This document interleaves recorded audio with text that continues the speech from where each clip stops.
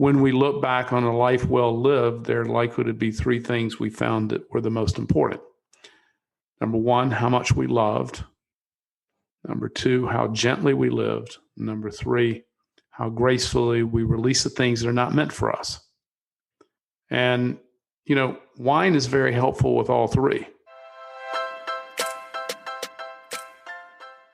Living a healthy, balanced life is no small feat, especially when you're a mom. With meals to cook, laundry to load, work to do, and humans to raise, it can be easy to feel like we're in an on-again, off-again relationship with healthy living. But it doesn't have to feel this way. I believe living a healthy life has become way too complicated. What we need isn't a new plan or program telling us what to eat or how to live. We need simple, uncomplicated routines and information that's going to help us live our best, most beautiful life without rules and restrictions. Join me, Kristin Dovbniak, holistic health coach, certified intuitive eating counselor, and mama of two, for weekly conversations on what it means to live a healthy, balanced life, uncomplicate eating, and simplify in every area of mom life. Hey friends, welcome back to the Healthy Balanced Mama podcast. Chris here, and today we have a brand new topic we are talking about here on the podcast. It is something that we haven't really talked about yet because we haven't really had the opportunity, I guess, or a reason to talk about alcohol or wine specifically here on the podcast. But wine has been a big part of my life since I was about 18 when I first studied abroad in Italy, as you'll hear me share a little bit about here on the podcast. And then one of my first little trips I went on with my husband when we were first dating was a little wine tour, or a series of wine tours in the Niagara region of Ontario. And then when we lived in Ontario for almost 5 years, we were able to experience a ton of the beautiful little wineries in the Niagara and the Niagara Escarpment region. And it was something that I kind of grew a passion around, really learning about the different wines and the different growers and how the soil and the weather and all of these things really made a difference in the wines. And it's something that I have enjoyed kind of just as a foodie and maybe a little bit of a hobby, I guess, with my husband. Something that we've always shared since the beginning of our relationship and really enjoyed is trying out new wines. But I think that wine and other alcohol oftentimes we have a relationship with alcohol that is similar to our relationship with food. Many times we are in this kind of on again, off again cycle with drinking alcohol or not drinking alcohol. And I fully understand that it is everyone's personal choice whether they want to drink or not drink any sort of alcohol, wine included, and if they feel like it's right for their bodies or not. And for us, it's just been kind of a pleasurable experience of enjoying food and enjoying time together. But I think oftentimes we don't realize the effect that it has on our bodies, especially when we are drinking wine or anything else regularly.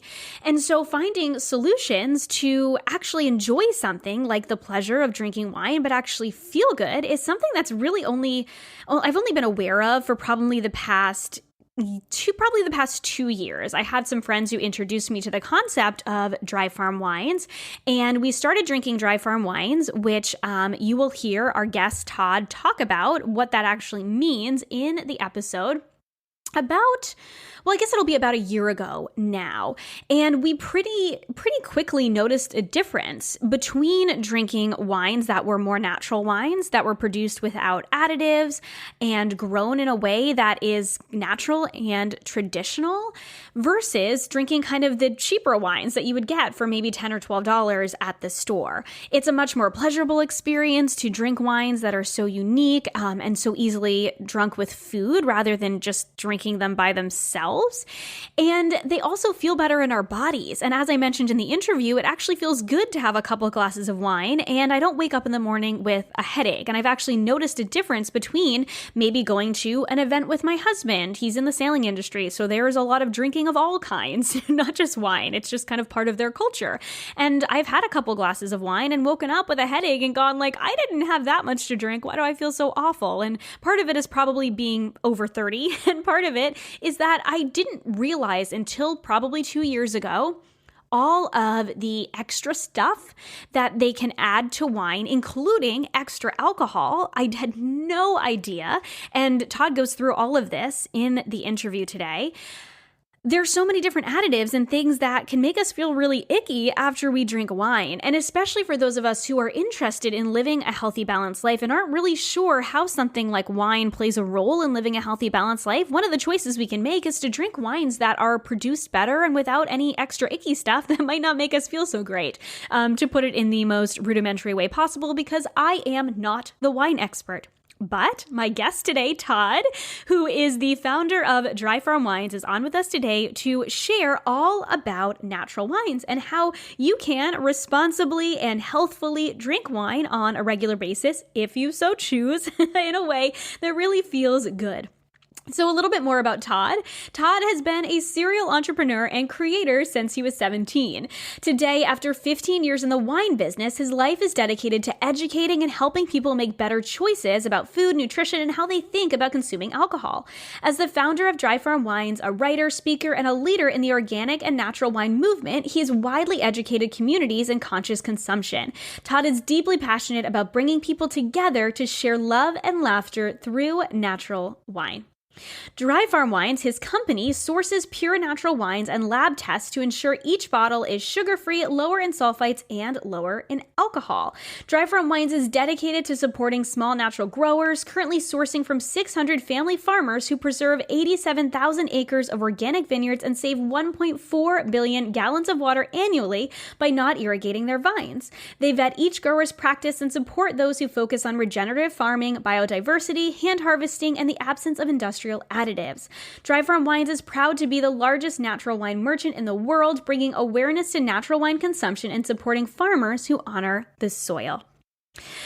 So I am so excited to have you listen to this conversation I had with Todd all about natural wines, what natural wines are, how the wines we're drinking now might be affecting our bodies, and how natural wines are not just better for our bodies, but as you just heard, they're better for the planet, they're better for the grower. And so it was just such a fun conversation. I totally nerded out on wine with him. I asked him some of the questions that I have around wine, like, is there actually a right way to drink wine? What kind of temperature should you drink wine at? What kind of glass should you drink wine in? And then I even asked him some questions about how he creates balance in his own life, being the founder of a massive company that is rapidly growing, but also staying true to his values and Dry Farm Wine's values of working with these smaller farmers and bringing these really quality wines to people. So we had a great conversation. It was so much fun. I had so much fun nerding out about wine, and I think you guys are really going to enjoy this conversation as well. So without further ado, let's chat wine. Hi, Todd. Welcome to the Healthy Balanced Mama podcast. I am so thrilled to have you on talking about a topic that I love, but it's something that we haven't yet talked about here on the podcast. We're going to be talking about natural wines today. Awesome. I'm excited to be here and lots to share about natural wines and the dirty, dark secrets of the wine business. Yes. Oh my gosh. So I am a huge wine lover. I first started drinking wine when I was about 18, but I was studying abroad in Italy, so it was legal. And I didn't learn a ton about wine there. They served it at dinner, and we did learn a little bit. They taught us a little bit about different regions and how the wines differ in different regions. And then a couple years later, so I was about 20. My now husband, we were dating at the time, he grew up in southwestern Ontario, so not too far away from the Niagara region in Ontario. So he took me on my first wine tour, and it was actually a couple of different wine tours. And because, I wasn't drinking in the US, I hadn't learned really much other than my short experience studying abroad in Italy about wine. And so we started learning how the different wines were produced and how the different grapes produce different wines and how the region, one of the things that I didn't know was that Ontario, especially the Niagara region, makes really great whites, but not as great reds because of the soil and because of the climate and all of these things. So it was very fascinating to me. So I learned a lot about wine in and of itself, kind of from those first tours. And then we lived in the Toronto area. I'm in New England now, but we lived in the Toronto area for about 5 years or so. And so we would travel to Niagara and we would do some wine tasting and wine tours. But I didn't learn anything other than there were a couple of wineries we went to that had more eco-friendly practices. But we didn't learn a lot about what went into the wine, and we didn't talk a lot about what went into the wine other than the grapes. So I would love to start just by sort of hearing your story about how you got into the world of wine as a whole, and then how did you get into natural wines? Well, I've been drinking wine since I was about 9 years old, so I got a little earlier start than you did, and that was at the family dinner table. And so, I have been I've been a lifelong wine aficionado since I was in my late teens. And in fact, I moved to Napa Valley, which is the most important wine appellation in North America, about 20 years ago. So just had a long, deep relationship with wine. And however, over time, I found that wine wasn't treating me as favorably as it once had. And I didn't know why. I thought it was because of higher alcohol, but I had become ketogenic. So about 5 or 6 years ago, I started experimented with a therapeutic ketogenic diet. And after that, I found I couldn't process alcohol as well. Sometimes this is a common side effect from the keto diet. But I thought it was really just from higher alcohol because alcohol has been rising in U.S. wines over the last 30 years. See, it turns out the wine industry loves alcohol. See, I love wine, but I don't love alcohol. And so the wine industry is just the opposite. They love alcohol because it's addictive. Mm-hmm. It's also what I call a domino drug.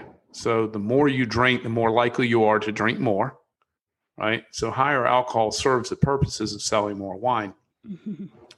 So but for me, I wanted to drink. So that's what I thought in the beginning. I thought it was just the alcohol, and I was going to try and find lower alcohol wines. But I didn't realize, even though I lived in the heart of the Napa Valley, and I had made wine about 15 years ago in Napa. And even though I was around wine all the time, around winemakers all the time, around wine growing all the time, I didn't really know, as many people don't, even people who are in the wine business don't really know what's going on behind the scenes. So what's going on behind the scenes, and the big dirty secret, is that there are 76 additives approved by the FDA for the use in winemaking. Now, some of them are natural. Some of them are harmless. And then some of them are quite toxic, right? The problem is with no transparency, the reason you don't know which of these additives are in your wine is that there's no label on a wine bottle with the contents. So wine is the only major food product without a contents label on it. Further, it has no nutritional information on it either. So you don't know how much sugar is in it. Mm-hmm. So our customers are people who care about what they put in their body. Our customers are people who care about sugar, right? And so not all of them, our customers care about different things, but most of them care about what they put in their body. And so the problem is when they're drinking wine, and I drink wine every day, the problem is when you're drinking wine, you don't know what you're drinking, right? You don't know how much sugar's in it. You don't know what additives are in it. You don't know anything about it. You don't even know how much alcohol is in it, actually. See, alcohol stated on a wine bottle is not required by law to be accurate. So, Wow. Yeah, so this is just another collusion between the wine industry and the Washington politicians who keep all of this legal, right? Who spend millions of dollars in lobby money to keep labeling off of wine. They don't want labels on wine because they don't want you to know what's in it. They don't want to have to disclose what's in it. And they don't want to have the conversation about what's in it, right? So in this pursuit for what I initially thought was lower alcohol wines, it surprises a lot of people to hear the wine guy, who they think is here to sell wine, say the following, that alcohol is a very dangerous neurotoxin, and some people shouldn't drink at all, right? And so we we only sell and drink lower alcohol wines, and we define lower alcohol as 12.5% or lower. We sell wines as low as 7%. Most of the wines I drink are between 9 and 11%. A, I like the taste of that alcohol profile. And B, I just feel better from drinking less alcohol. And so for me, and I like to drink, I'm not your one glass kind of guy, right? Like I'd like to have several. And so the only way I'm going to get a lower alcohol experience is to begin with an inherently lower alcohol in the wine in the first place. So anyway, these what's happening in conventional wines? So the same thing that happened in our food supply has happened in our wine supply. And that means massive corporate consolidation fueled by money and greed, right? Mm-hmm. And so, there's 9 or 10 food companies that basically touch everything that food is made out of. And then, unless you're buying local. And then, in the wine industry, the top 3 largest companies make 52% of all the wines in the U.S. And the top 30 U.S. wine companies make over 70% of U.S. wine. So when you go into the grocery store and you see these shelves of wine and these hundreds or thousands of labels or bottles, they're primarily made by a handful of people, right? And they're made now. When you pick up the bottle, because most people buy wine by label or because they know a brand, because they've seen an advertisement for it or heard a story about it. But when you pick up that label, it has that cute farmhouse on it. They want you to believe that you're drinking from this cute farmhouse, when in fact you're probably drinking from a massive wine factory located in Central California. So these companies, these top 20 or 30 who make most of the wine, don't want you to know they make all this wine.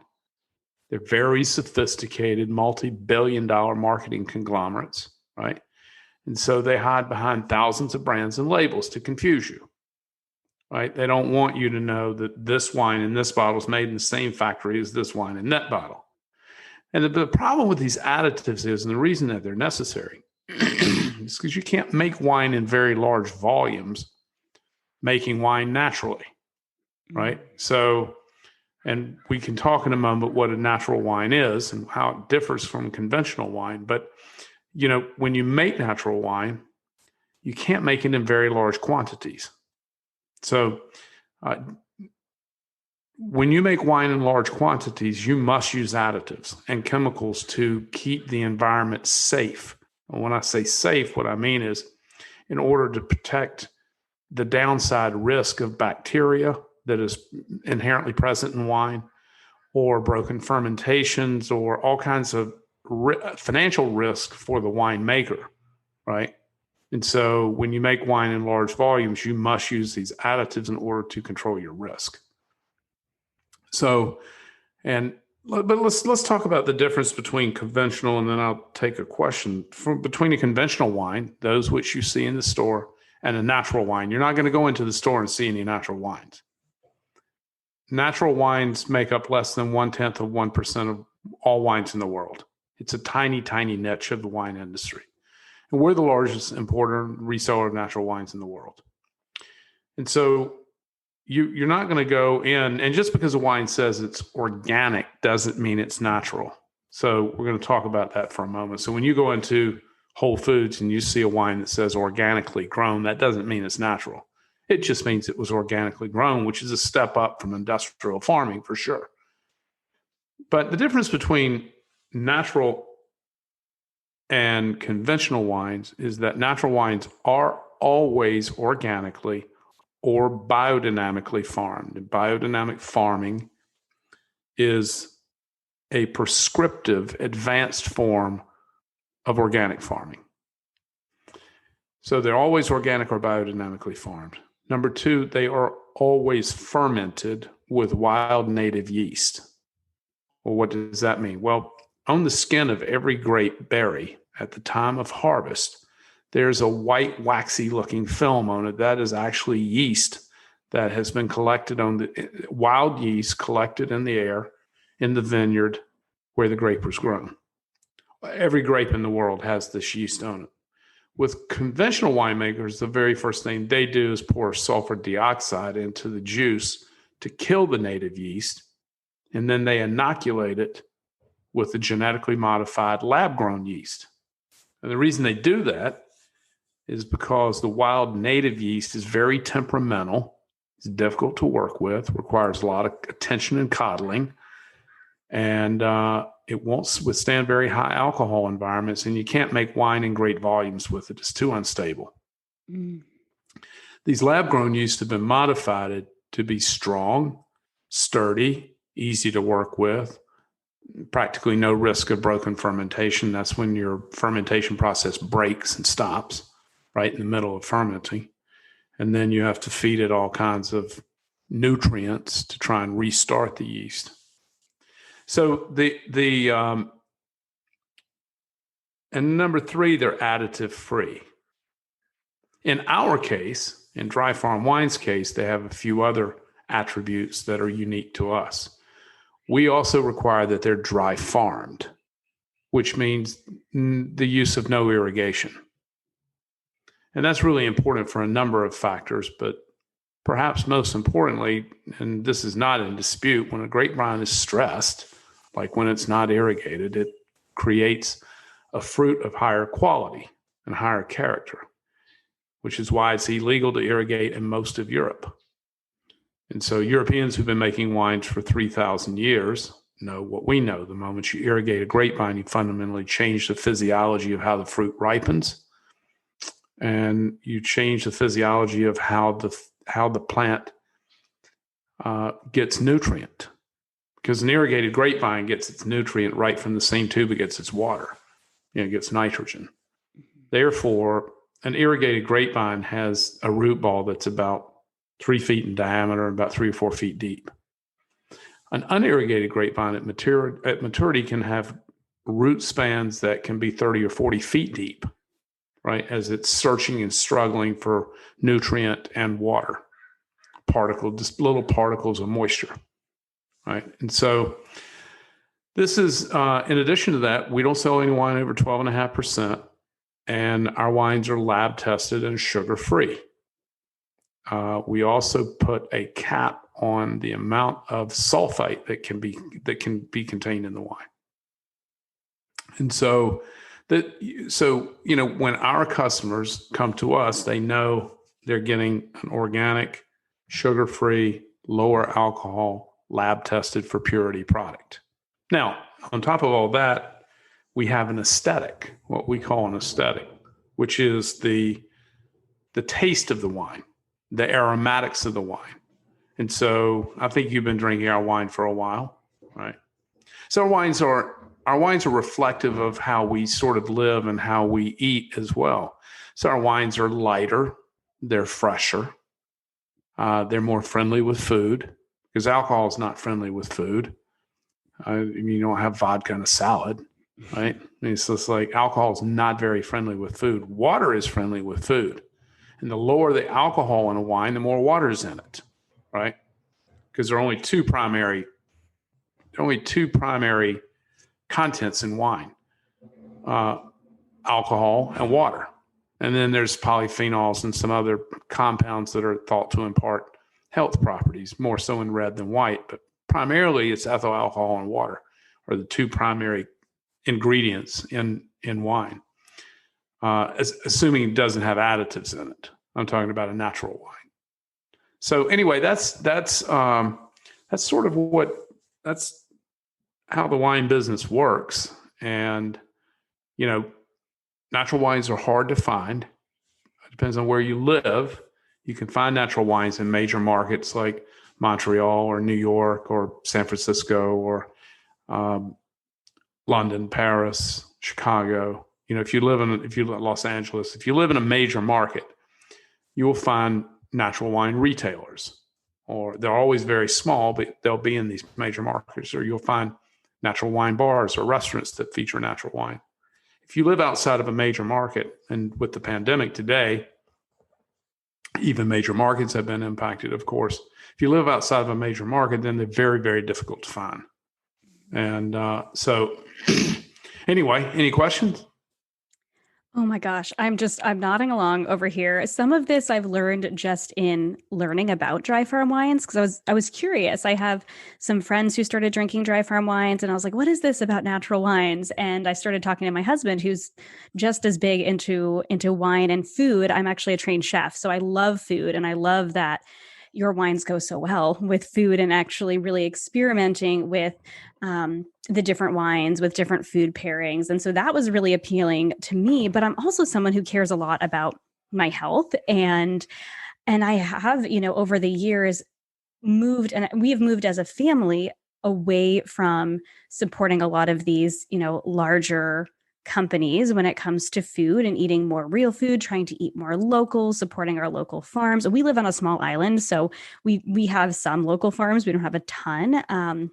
And so learning these things about the wine industry and just learning the difference and then feeling the difference between dry farm wines and natural wines versus the conventional wines has been really eye-opening. And you're talking about the fermentation and the natural yeast, and I'm nodding along going, oh my gosh, I love to ferment myself. So I make sourdough bread and I make sauerkraut and I've made kombucha in the past. And I understand how much harder it must be to make the wine with the natural yeast because I know that if there's just a little bit of something happens with the sauerkraut, the whole batch goes. If there's a little bit, there's a little bit of mold in the top of the cabbage, then the whole batch is gone. It's done.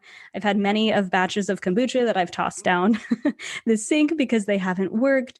And so I imagine it is harder for these companies to make this wine, but the companies who do make this wine must really have a passion for it, for making wine that is traditional, really. I mean, I imagine this type of wine is a traditional food because they didn't have these food additives when they were making wine thousands of years ago. So I'm kind of curious then, how do you go about as a company sourcing these natural wines? Because like you mentioned, you can find natural wines. And actually, I guess a subset of that question would be, how do we find natural wines other than dry farm? But how would we know it's a natural wine? I know you gave a couple of, this is how you tell it's a natural wine. What would you ask to find if it's a natural wine? And so how do you source it? And how would somebody ask maybe a vineyard or a sommelier who might know about wine to find out if they're natural wines? Well, unfortunately, it's not quite that simple. Natural wines, if the somm, a lot of somms don't know much about natural wine because they've been trained in classic cult wines, right? So they don't know much about natural wines in most cases. Occasionally, and then there's some prejudice from the conventional wine industry against natural wines, right? They're not expensive. They're hard to find. And they don't fit the kind of the somm model of selling these cult, multi-$100 bottles of wine. And which is also the wines that they were classically trained on. So how we go about finding them, if a farm, and these are like small family farms, we work with about just under 1,000 of these small family farms across the globe. We don't sell any U.S. wines, by the way. No U.S. wines meet all of our standards for our criteria. So most of our wines come from across Europe. We have a handful of growers in South Africa and South America, but the propensity of them are spread across Europe. And how we go about sourcing them, well, now we're the largest buyer of natural wines in the world, so people come to us, but there are natural wine fairs, and you have to submit very specific criteria proving that you are a natural wine grower. You have to submit lab tests. And so not to all the fairs, but most. But here's the thing. The community is so small that everybody knows everybody else, right? And they collaborate and they share, tips and knowledge with one another. And not all 1,000 know the other 1,000, but, say in central France, where there might be, 100 or 150, they will all know each other. And so at these wine fairs, and there are about 50 a year, They're natural wine fairs and since the community is pretty small, we know virtually everybody, right? And in addition to going to the wine fairs, we're also touring farms to vet and assure their farming practices. Although there's not been any fraud in the natural wine movement, but these are hippies. They're kind of like, they're revolutionaries who, have been cast away by their local communities for organic and biodynamic farming. They've been rebels. These are people who genuinely care about regenerative agriculture and living soils and a living earth, right? They're just like, they're activists. And so they're not like wine companies. They're kind of like hippies and small family farms that are just very, well, most often they have children. Most often they'll tell you that, I don't want to poison the earth and my children. I want to live this way of life. Look, 100 years ago, all wines were natural, right? Don't even have to go back 1,000. 100 years, all wines were natural. Irrigation for grape farming didn't come to California until the 1970s, right? So prior to that, everything was dry farmed in California. Now less than 1% of California vineyards are dry farmed. They're all irrigated, right? And you irrigate because it's easier and cheaper to farm, right? And it produces a higher yield with berries that weigh more when they're filled with water.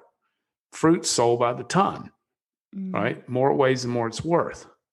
So this is why you irrigate. And so, this whole thing is not about making wine better for you or better wine. It's about making it faster and cheaper, right? And so that's, but there are a couple tricks to finding natural wine. If you're not buying it from us, and whether you buy it from us, I don't think is nearly as important than if you're a regular wine drinker, you should be drinking natural wines, right? We happen to be a convenient alternative to getting them at your doorstep. But there are other ways to locate natural wine, again, primarily in major markets. You can do a Google search for natural wine. The category is pretty well known now. In addition to that, there is a smartphone app called Raisin, just like the dried grape. Raisin, that is the sort of official natural wine app in the world. Now, they're based in Europe, so it's very, very well populated in cities like, Milan or Rome or London, Paris. Paris is sort of the natural wine city of the world, followed by New York. And so it works well in New York. It works okay in Los Angeles. Again, these major markets where there's some density of natural wine. So that's a way to find natural wine retail. If a retailer sells natural wine, they are almost always exclusively natural wine, right? Not always, but almost always. Like, again, they're kind of a part of this activist hippie movement, right? They're just like and which was sort of the original foundation of the natural wine movement, even for consumers, boots and beards and hipsters.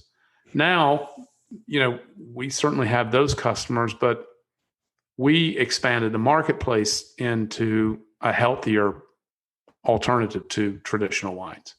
And so our customers don't necessarily represent that demographic. They tend to be women between the ages of, most of our customers are women between 30 and 55. And a large portion of them are mothers, because we're endorsed by a whole bunch of mother bloggers and podcasters. And because, when you have children at home, it's nice to be able to drink a lower alcohol wine that is better for you, and that you're going to feel better, and you're going to remain more cognitively connected, because you're not getting belted over the head with this high alcohol sort of like extracted wine. So when you drink lighter alcohol wines, you're just going to feel better and you're going to have more cognitive control. So for a mother who wants to tap in but not check out, right? Mm-hmm. Then lower alcohol wines are a great way to do that. So that's kind of how we think about it. Yeah. Oh, well, I love that you talked about moms too, because that is my primary listenership, or their moms, and they are in that age group. And what's interesting is my husband's in the sailing industry, and the sailing industry is notoriously, they are just oftentimes drinkers and they Right. drink all sorts of alcohol. For And sure. he, has grown up in the industry. He's been in the industry for like almost 20 years. And so he's always grown up with alcohol, and they serve wine at dinners. And I don't go to a ton of them. He travels all over the world. Sure. So he travels most of the time by himself, but a couple times in the summer I will go to events, and much less so this summer because of everything going on in our world. But I remember this summer, so we've been drinking dry farm wines regularly for about, I'm going to say, I said 6 months, but I want to say it's more like 8 or 9 months now. And we love, like I mentioned, to just have a glass or two of wine with dinner and enjoy it with food, and be able to sit there and have it with our kids. And I remember going to just a dinner with him and having a couple glasses of wine, just whatever was served at the table. And I woke up the next morning with a headache, and I was like, what is going on? I'm like, there's no way I'm hungover. I only had like 2 glasses of wine. And I was thinking about it. I'm like, you know what? We have been drinking dry farm wines. And I didn't tell you this ahead of time. This is not like just promoting dry farm wines, because I have really felt the difference when Sure. that I can have a couple glasses of wine, because I'm not a one glass of wine kind of girl. I mean, sometimes when I'm cooking dinner, because I do love to cook and I love a slow evening on a Friday night, if my husband and I are going to have a date night at home, or on a Saturday night, it's nice to cook and to have a glass of wine. But For oftentimes, sure. if we're going to sit down and have a nice long dinner, we have a glass with as an appetizer, and then a glass with dinner. And it is nice to be able to have a couple glasses and not feel like you're tipsy, but to enjoy the wine and have it be part of the experience, and then not wake up in the morning and be like, oh, kids, because I've got a headache. And so I think that the health aspect to it is so appealing to me, and I'm sure is appealing to my listeners as well, because I talk a lot about balance here on the podcast, and learning what works for you and what works for your body. But also that, the awareness, I think, of the industry is so important, because I think that it, for so many just people in general out there, my husband had no idea. And like I said, we've been to plenty of wineries, and, we've learned about wine, but of course, they're not going to say, oh, we added this much sugar to the wine. We add these additives so that, this fermentation process works the way we want it to, or whatever. So having that awareness of, this is why you're feeling this way, and wine can be a part of a healthy, balanced life if you so choose, if it's right for you and right for your body. This is a way to drink wine that is healthier and that is going to support your body better than your conventional wine that you're drinking. So I love that a lot.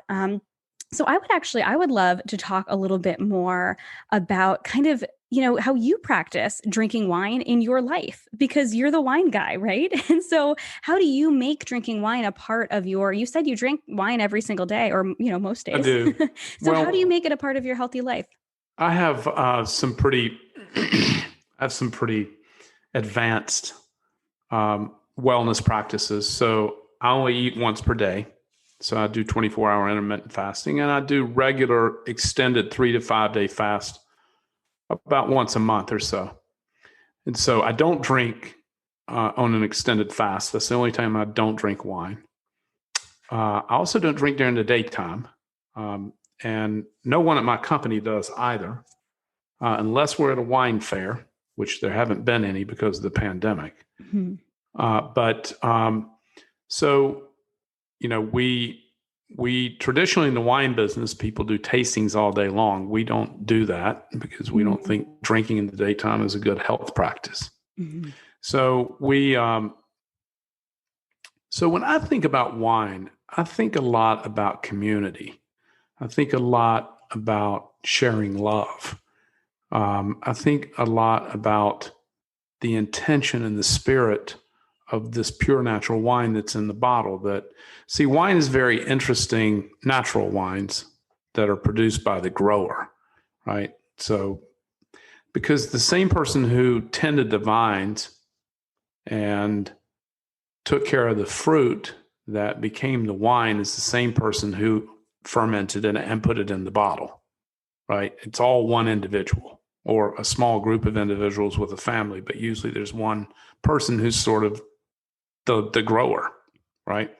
And so with that, I mean, you're getting a part of that grower's signature, his spirit, his or her spirit, right? And so, but I think a lot about sharing wine, right? And you know, and around the dinner table. And I drink about a bottle a night. But again, I drink pretty low alcohol wines, and that's over a course of 3 or 4 hours. Mm-hmm. But I began really with the intention of enjoying the wine and sharing it with someone else. And I think that's, wine is just meant to be shared. Mm-hmm. And so that's, wine enhances our creative expression. It raises our euphoria. It makes us more connected in a way that not really other alcohol doesn't do. It bonds us in a way that it's just gentle, particularly these pure natural lower alcohol wines are just gentle. And yes, to your point, you definitely feel different. Not only do you feel different afterwards, but you feel different while you're consuming it, mm-hmm. right? It's just a more gentle experience. And so for me, living gently, I love the quote, my favorite quote of all time that we recite quite often at Dry Farm Wines is that when we look back on a life well lived, there are likely to be 3 things we found that were the most important. Number 1, how much we loved. Number 2, how gently we lived. Number 3, how gracefully we release the things that are not meant for us. And, wine is very helpful with all 3. Mm-hmm. And so that's how I kind of think about wine. And I want to be able to drink a bottle of wine and feel great. Mm-hmm. And so that's very important to me because of my wellness practices. I mean, I get up, I meditate every morning. I work out every morning. And so this waking up refreshed, not sacrificing my morning for the pleasure of my evening, is a really big deal. Mm-hmm. And certainly a big deal if you have children.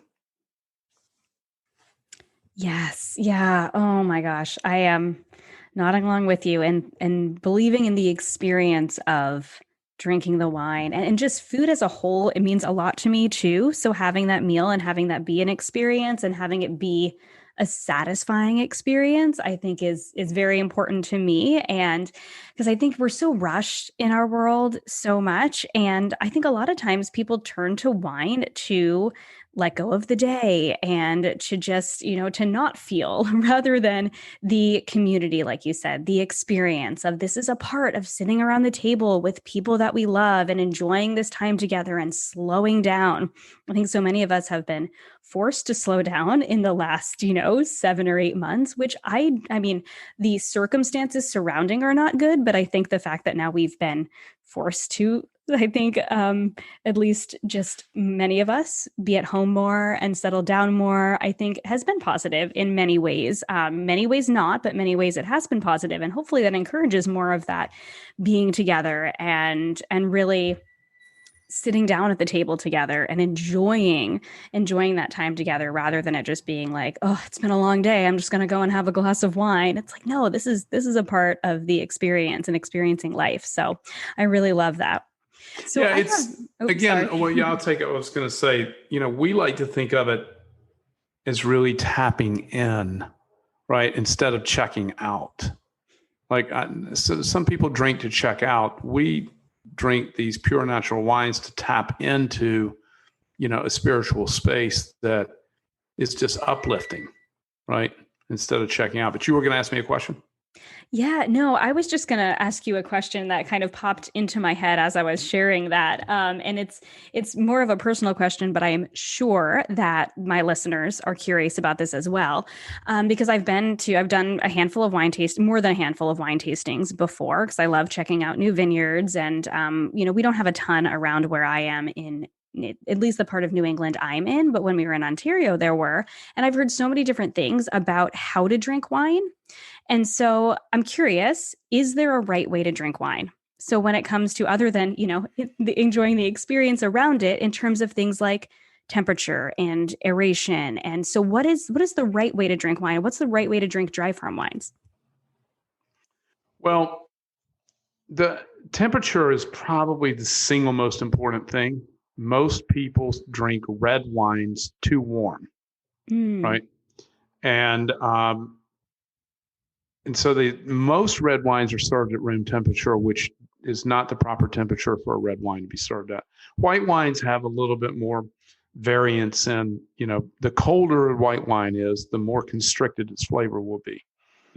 But refrigerator temperature, like 40, 45 degrees, is perfect for white wines. Red wine, it's too cold. Room temperature is too warm. So the proper temperature for serving red wine is between 55 and 60 degrees. You can achieve that by about 20 minutes in your average refrigerator, or exactly 10 minutes on ice water, right? Any longer than 10 minutes, it's going to get too cold. And then, to open, to experience the bottle and to experience the wine is really a combination of both aromatics and taste. I can tell you, I know what a wine is going to taste like by smelling it, right? And actually the aromatics of a wine are going to be much more informative overall than the taste. And so the experience of drinking wine is a combination of aromatics and the taste. But again, the aromatics inform much more to me about the wine and my pleasure with it than just drinking it. And so, so we're always smelling the wine, always getting that perfume, the aromatics from the wine at the same time I'm drinking it. It's just kind of like they go together, right? Aromatics are more than 50% of the experience. And so that, so enjoy. And also the other thing is really critical. Most people pour too much wine in a glass, right? So you really want only about a quarter of the glass, or 30% at most. Generally 20 to 25% of the head of the glass to contain the wine, so that you have sufficient head space there for the aromatics to gather and really sort of communicate with you. The more wine that's in the glass, the less opportunity there is for the aromatics to come up through the glass. And so that's the reason wine glasses are shaped this way, right? So that you can get, and the wine glasses I drink out of actually look like a tulip. They're a large bowl at the bottom, then they kind of come up and open back up a little bit. And the purpose of that is to let the aromatics sort of gather and come up through the glass. So, in a bowl, like in a bowl this size, I will have only about 20% of the glass actually has wine in it, because I want to savor that wine and savor the experience, right? And the more wine you have in the glass, you want enough to be practical, but the more wine you have in the glass, the less room there is to experience it. Oh, that's so interesting. So there is something to the shape of the glass too, because I know that there's a Absolutely. Different glasses will communicate very different experiences with wine. Yeah. So is there a difference between red wine glasses and white wine glasses? There is, because red wine has much deeper, much more complex aromatics than white. In part because of its temperature. When you serve a wine cold, it constricts the aromatics. Also, white wines are, don't have any tannin structure or very little. They don't, they're made from free run juice. Red wines are made with juice and the skins and the seeds, right? So it's a completely different thing. Yeah. Oh my gosh. It's so interesting because I mean, you hear so much and you see so many of these like fancy. I'm actually thinking about the glasses that we've been using right now. And we have the bigger, more kind of bulbous red wine glasses. And then we Right. have these glasses that are really probably just prettier to look at than anything. Sure. They're just, you know, they don't really have very much shape to them at all. And I'm like, that's Right. probably not doing my wine any favors. And we love drinking Exactly. wine. And so that's so interesting to me too, even just the glass shape. And I'm totally understanding the aromatics of the wine as much as I try and, smell the wine as I'm drinking it. We probably pour our wine too much. We probably do like half the glass instead, maybe not a full half, but closer to half the glass Sure. than we are 25 to 30%. And it's the same thing with food, right? You smell the food first, and that's part of the experience of eating. So it makes so much sense that that's part of that experience with wine as well. Speaking of food too, do you have any recommendations when it comes to drinking wine and with food? I mean, obviously, every wine is going to pair differently with different foods. And one of the things I love about Dry Farm Wines, your company specifically, is that you have your website has every single wine that you get in your box, and so you can look at the different pairing suggestions and the different regions and the different notes and so my husband and I try to not look at the notes before we taste it, so we can kind of taste it and judge for ourselves, and then go, Sure. okay. So, but I like to pair with food too. So I do like to go, okay, so what do they recommend pairing with? What am I planning on cooking? And so how can we kind of pair that? So in terms of actually drinking the wine with the food, is there any way to do it other than just having it alongside and not filling your glass too much? No, I mean, you're going to pair, lighter. This is not really an issue with white wines so much because all white wines are pretty light, right? And they go with lighter foods. But on reds, they can vary from what we would call a fish red, which is super, super light, so light that you could drink it like you would a white wine with just white fish, right? And it tastes perfectly delicious. And then you have, wines that grow in density and composure that really wouldn't pair as well with lighter food, so, but those tasting notes and recommendations are available online for all of our wines, right? And after a while, you get to know wine types and wine grapes and styles, right? And then you just sort of know what that pairs with. I eat light and fresh all the time. So, I want to drink, I'm primarily a red wine drinker, so I want to drink light and fresh red wines, which also means lower alcohol. When you remove alcohol, you remove density from wine. So alcohol gives density and boldness to wine. And I don't like those wines. I like a very light and fresh, which is just the way I eat, right? Just light and fresh. Yeah, so that's something that I have actually noticed with Dry Farm Wines is that they are, or especially the reds, they are a lot lighter and more drinkable, and I find a lot more enjoyable to eat with food because they aren't as heavy. And so I really Just appreciate more that. approachable, friendlier. They're just lighter. Again, when you remove alcohol, it doesn't sound like a lot, 14.5, 15% versus 12%, but it's a lot. And when you remove alcohol, you remove density from wine. Alcohol also hides faults in wine because alcohol is hot, right? And the general winemaking style of recent years has just been very, very high alcohol. And I don't like the taste of it. Plus, I don't like how it makes me feel, right? So you notice a big difference in taste and feeling.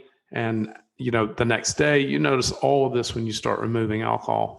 And, maybe I'd be better if I didn't drink it all, but I love wine, right? And so I just love drinking wine. And unless I'm doing an extended fast, I drink wine every single day and have for a long, long time.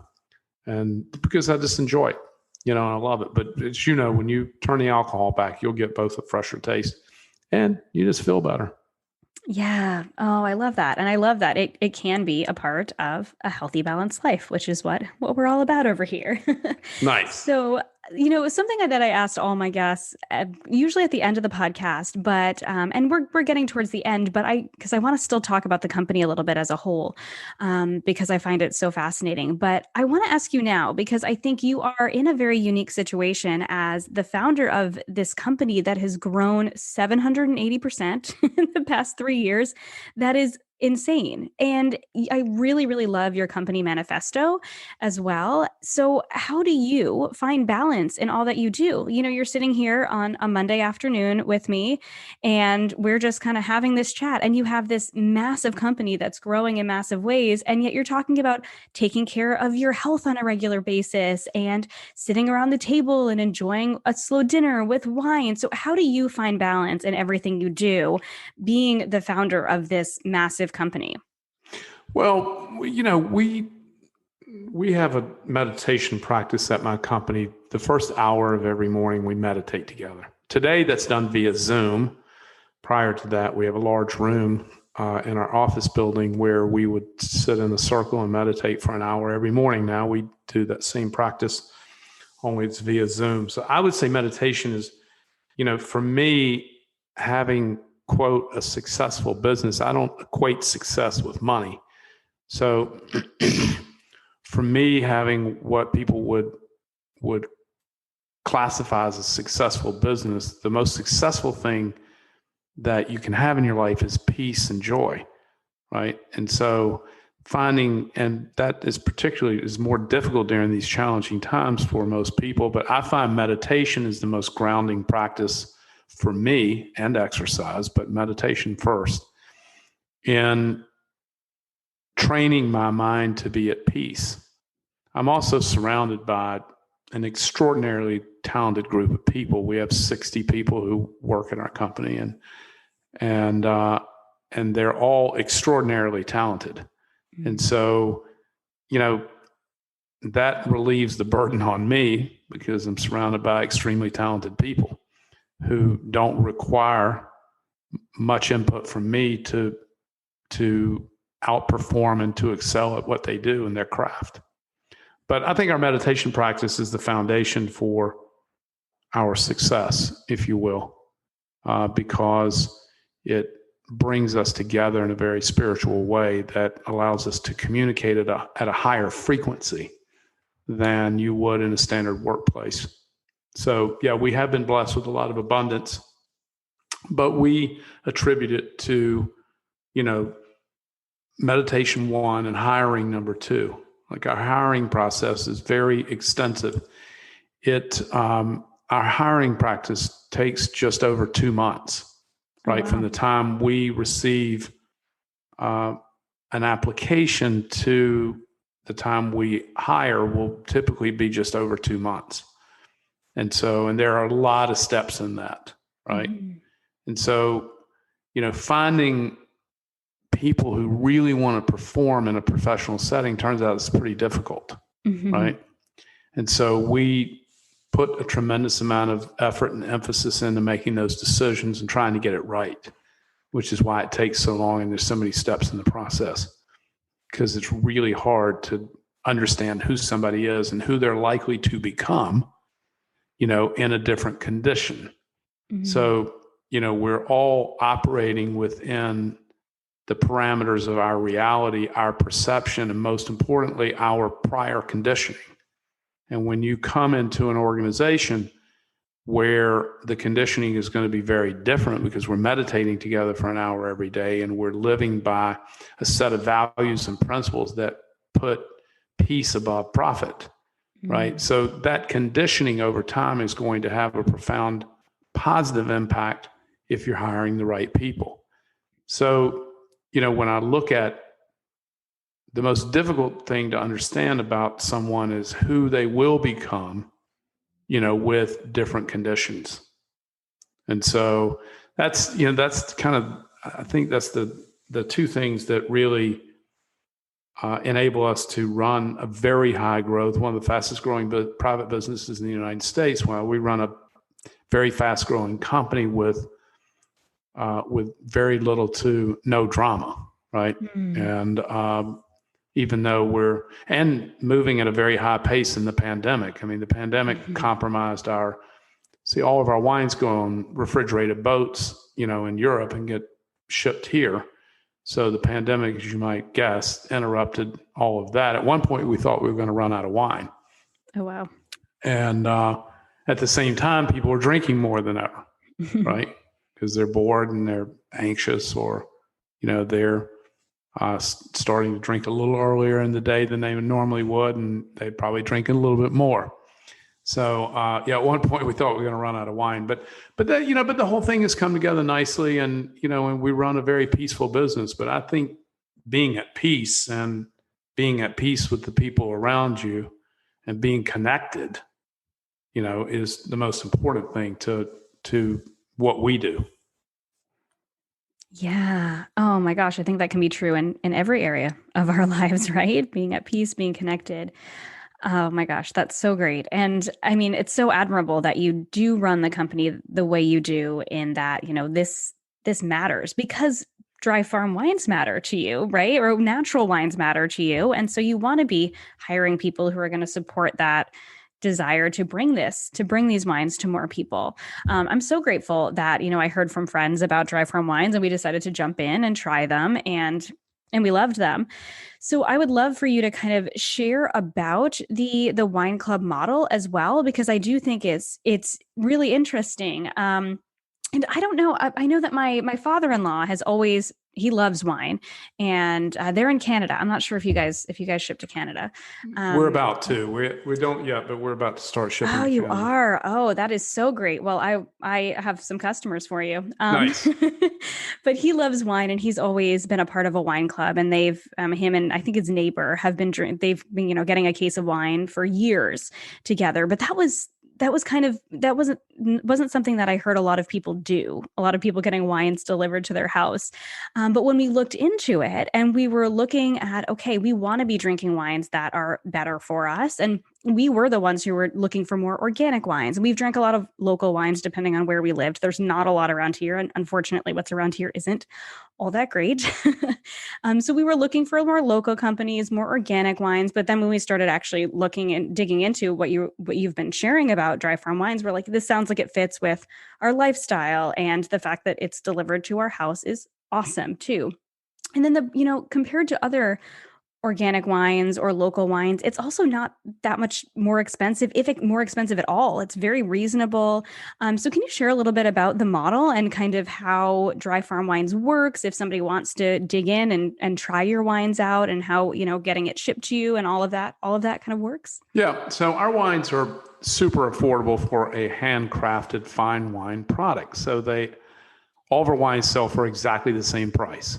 Mm-hmm. So they average just under $25 a bottle, including shipping.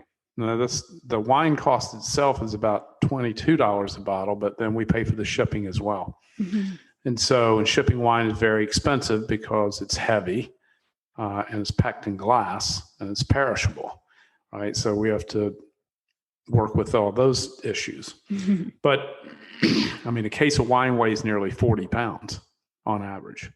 So we are a wine club. And the reason we're a wine club, now you can buy wine with us. You can buy wine from us without being a member of the club. I'll tell you how to do that. But we're a wine club because I wanted to help regular wine drinkers, because they're the ones who need the most amount of help, right, in terms of drinking a better product. So we're a wine club. You can get 6 or 12 bottles at any frequency you like. Most of our customers are monthly or every other month. They choose between red, white, sparkling, rosé, or orange. And orange wine is a very rare type of white wine that has skin contact in the fermentation, which gives it sort of an amber color, which is why it's called orange. And so the member specifies frequency, the amount, and it comes right to their doorstep.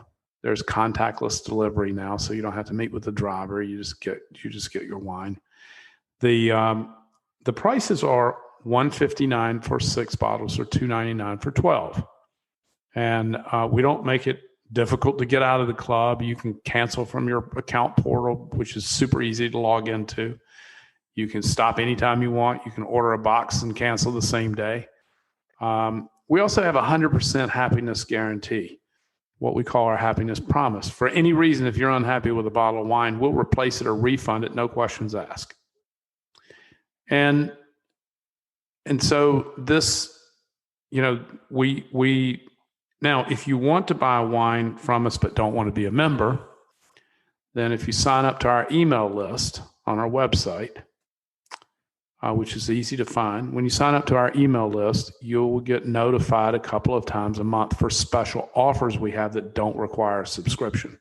If you go to our website or to your landing page, where we have a special gift for your listeners of a penny bottle of wine, if you go there, you're only going to see subscription as your only option. But if you sign up to our email list, you will get special promotions twice a month that allow you to buy one-off purchases. But we're really a wine club, so our focus is on helping regular wine drinkers and people who want to be a member of the club.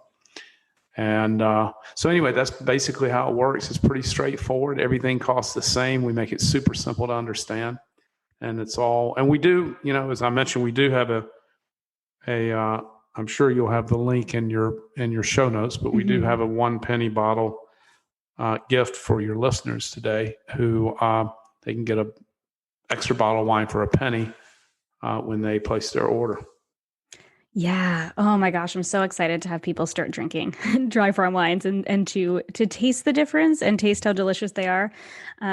Maybe I'll probably share in the show notes too, a couple of my favorites in case they get them in their boxes. Nice. we have a running list. My husband will take a picture of the bottle and go, hey, maybe we can find this. I know they're a little bit harder to find because we have honestly, to be totally honest, we've enjoyed every bottle we've had in different ways, right? And the one thing that got my husband to, because he's a little bit more frugal and he's a little bit more skeptical. He's totally a questioner. So he was like, because he loves wine, and so he's like, well, what if we don't like the wine? And then we've gone and we've bought it, and I was like, no, they will refund you or replace it, right, if you don't like it. And he's like, really? Sure. And we have not had to. It's true. We have enjoyed it, which I really love. And I love the flexibility too.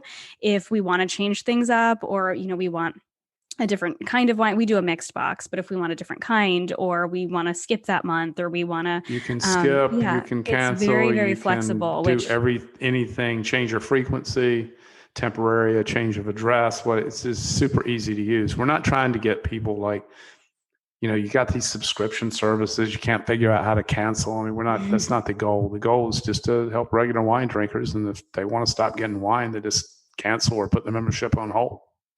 So make it super easy.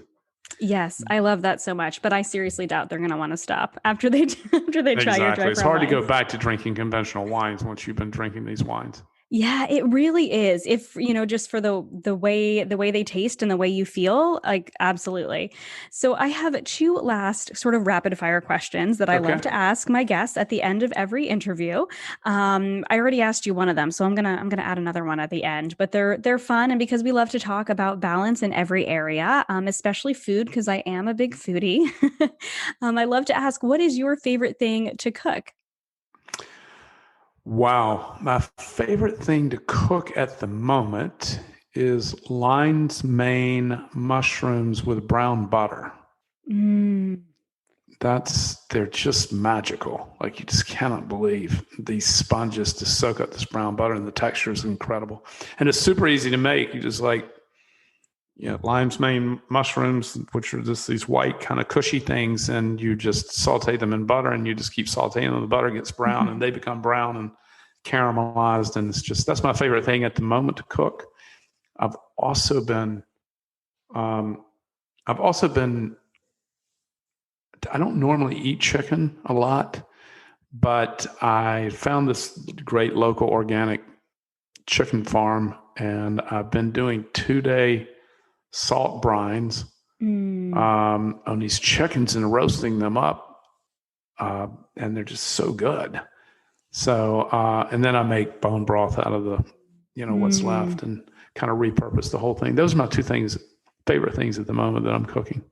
Oh, that sounds delicious. I love lion's mane mushrooms, and we have a local mushroom. He's called the mushroom guy here on the island, and you can get them from him every so often. He doesn't have them all the time. I'll go to the farmer's market and get them, but I've never browned the butter while I've sautéed them. So I'm gonna have to try that because that sounds really delicious. Yeah, just keep them on there. That it'll just brown itself, the whole thing, and they'll come out looking like, little brown nuggets, and they're just so delicious. But you gotta get them cooked and get the butter brown.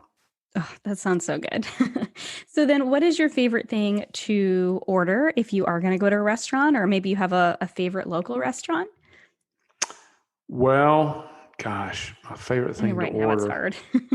Yeah, my favorite thing to order is I ate a lot of salads. Mm. But my favorite entree, this may surprise you, I love cheeseburgers, no bun. Mhm. Right? So I just love cheeseburgers. No, I mean, I'm talking about from a restaurant, not from fast food, Yes. where it's like real grass-fed beef or, high quality beef. Mhm. And I love the combination of flavors with the vegetables, lettuce, tomato, onion, pickles, all kind of with cheese and beef. And so I don't eat bread.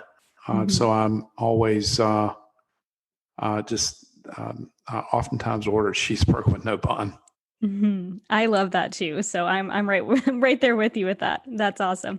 So my last question I have is, what does making a difference in the world mean to you? Making a difference in the world. I think the primary my primary goal was to be both a student and a teacher, but I have the great fortune of working with a lot of very bright young people, and the great opportunity to influence their lives in a way that it would have never happened otherwise. So, my greatest purpose is being of service to others. I think that's the purpose of life.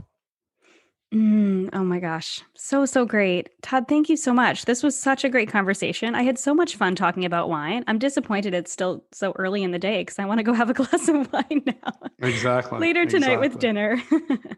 Well, it's 1:00 in the afternoon here. So about 6:00, I'll be opening up a bottle of wine and probably having a cheeseburger. Thanks for having me today. Oh, yes. Thank you so much. This was so great. Thank you so much for listening to this episode of the Healthy Balance Mama podcast. If you loved it, would you take a screenshot and share it with a friend over on Instagram and tag me in it? It helps me so much to know what you love and are taking away from each episode. If you really loved it, would you hop over to iTunes and give me a star rating and review? Every rating and review helps this podcast be seen and heard by more women who need to hear the message of balance and wellness without deprivation. It's the best free gift you could give me. And as a reminder, the information and opinions on this podcast are meant for education and inspiration only and are not to be taken as medical advice, diagnosis, or treatment. Please consult with a trusted practitioner before making any changes.